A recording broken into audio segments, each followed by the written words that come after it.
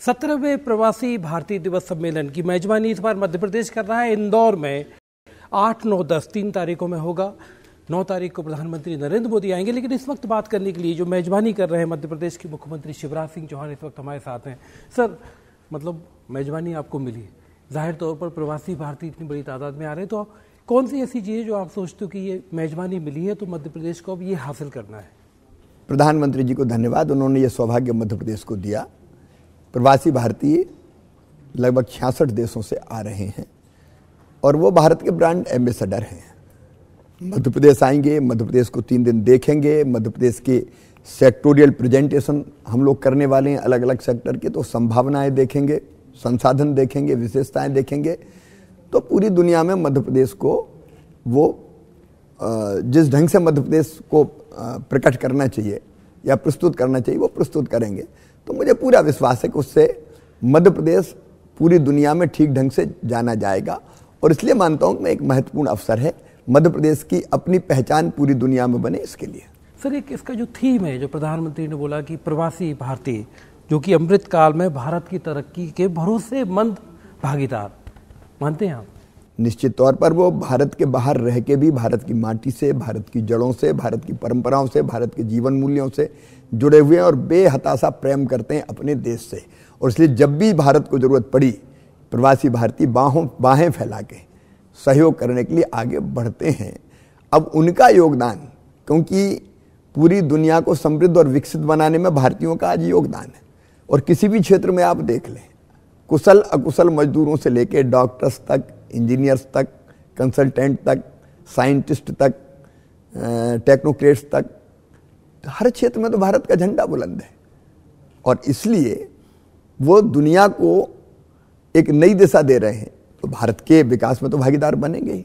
Sir, जो GDP होती है, जो मतलब एक प्रवासी भारतीय है जो भारत से बाहर रहता है, भारत के प्रति उसका एक इमोशनल अटैचमेंट तो होता ही है, तो वो जीडीपी में भी कंट्रीब्यूट करता है।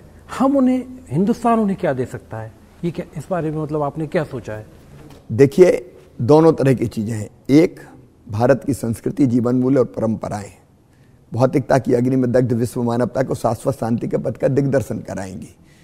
तो ये तो स्नेह, प्रेम और आत्मीयता ये तो है ही, लेकिन वो भारत में निवेश करना चाहें, मध्य प्रदेश में निवेश करना चाहें, काम धंधा करना चाहें, बिजनेस व्यापार करना चाहें, अलग ढंग से भी सहयोग, जैसे मैंने बताया कि कोई स्वास्थ्य के क्षेत्र में, कोई शिक्षा के क्षेत्र में, तो उसमें भी उनका सहयोग लिया जा सकता है। जहाँ तक निवेश का सवाल है, जो सुविधाएं हम दे सकते हैं उसका प्रस्तुतिकरण भी किया जाएगा कि निवेश के लिए पॉलिसी ये हैं।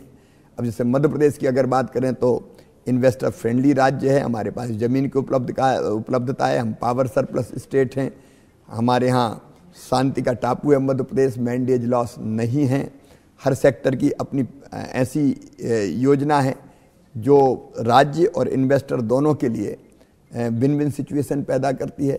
स्किल्ड मैन पावर हम तैयार कर रहे हैं, ग्लोबल स्किल पार्क जैसे पार्क हमारे यहाँ बन रहे हैं, जहाँ जैसी ज़रूरत उद्योगों को है स्किल्ड मैन पावर की, उसको तैयार करने का हम काम करते हैं। तो वो सारी सुविधाएं जो मध्य प्रदेश में दी जा सकती है वो देंगे। एक प्रवासी भारतीयों की बड़ी चर्चा हो रही है इस बात की कि अतिथि देवो भव में जो मध्य प्रदेश के मुख्यमंत्री शिवराज सिंह चौहान है, उन्होंने बड़ा एक नया तरीके से इंदौर में अतिथियों का स्वागत। पधारो मारे घर, ये कार्यक्रम हमने बनाया है, तो इंदौर में तो होड़ लग गई। देखिए, मध्य प्रदेश ने, विशेषकर इंदौर ने, दिल के दरवाजे भी खोल दिए और घर के दरवाजे भी खोल दिए और कहा कब बाहर का के लिए ठहरना, मेरे घर आओ। अभी हमारी मजबूरी कि हम ज़्यादा दूर नहीं ठहरा सकते जो वेन्यू है कार्यक्रम का, नहीं तो आने और जाने में बहुत देर लगेगी। लेकिन जिस स्नेह, प्रेम और आत्मीयता का प्रकटीकरण इंदौर ने किया है वो अद्भुत है, अद्भुत है सचमुच में।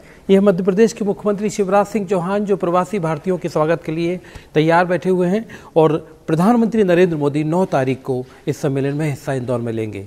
Manoj Sharma, Bhopal, news 18 India.